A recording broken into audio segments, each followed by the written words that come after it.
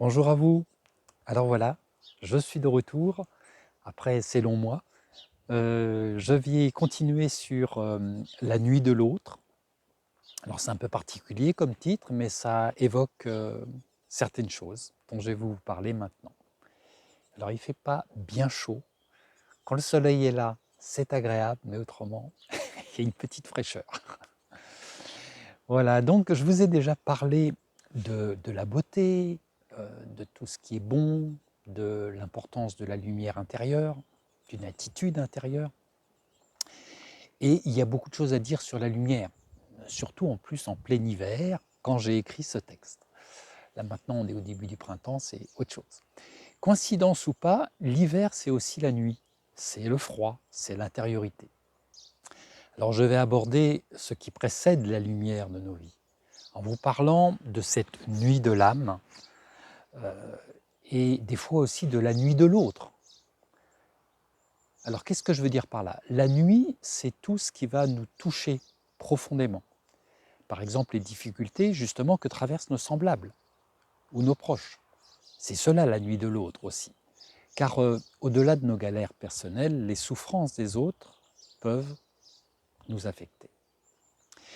La nuit représente donc plusieurs choses en fait. Ce sont bien sûr les grandes difficultés que je traverse et qui vont résonner en moi, mais c'est aussi la difficile et parfois cruelle absence de l'autre.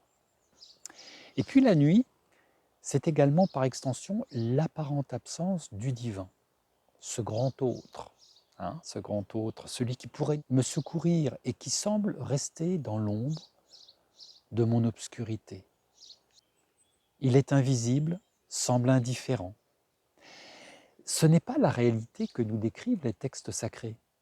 Mais si je me sens mal et que je ne connais pas ou trop peu les textes, je vais rester avec mes certitudes sur la question de Dieu.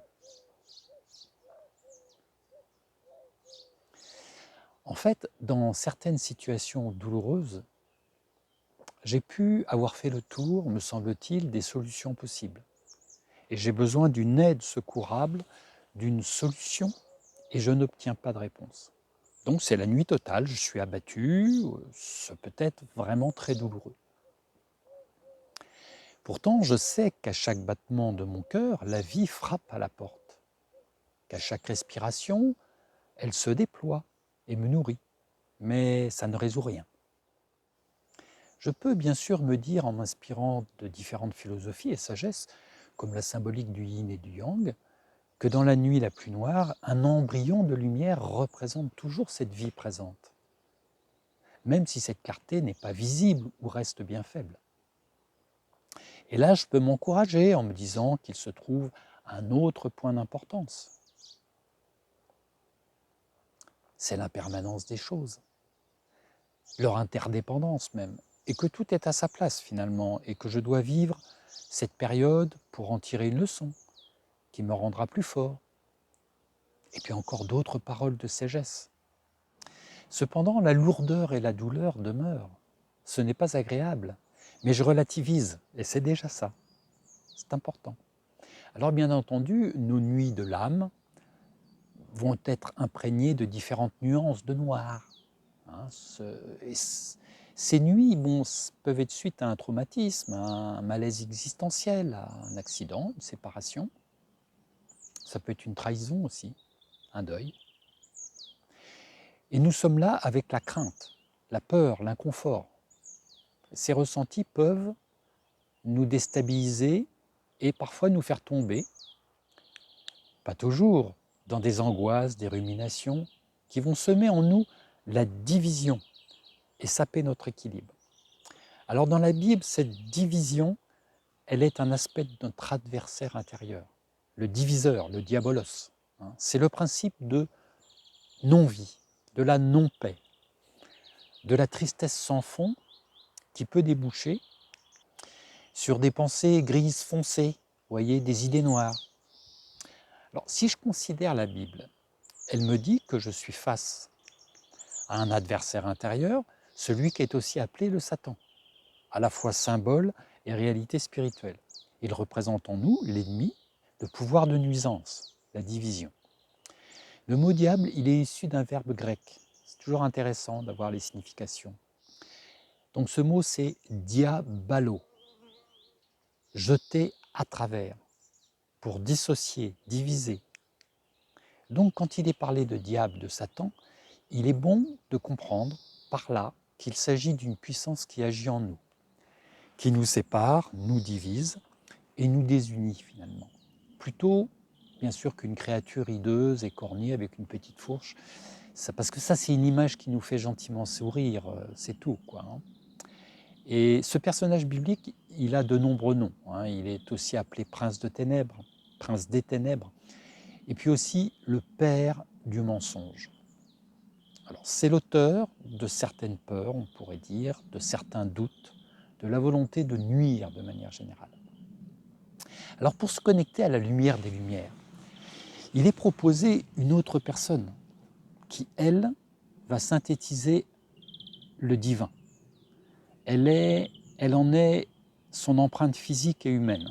Et là, personnellement, je ne suis pas dans une nuit noire à ce moment-là, ni dans la nuit de l'autre. Car la souffrance ou la cruauté m'apparaissent différemment. Alors, je vais toujours avoir les lectures du yin, du yang, de l'impermanence, de l'interdépendance et des autres apports de sagesse qui vont m'aider à relativiser, mais là, dans cette relation à la vie du Christ, je me sens simplement soutenu et réconforté pour traverser les difficultés de cette nuit personnelle. Et cela, ça va bien au-delà d'un effet placebo, vraiment. Extérieurement, bien sûr, pour X raisons, ça peut être dur, mais intérieurement, il y a du soleil, il y a de la paix.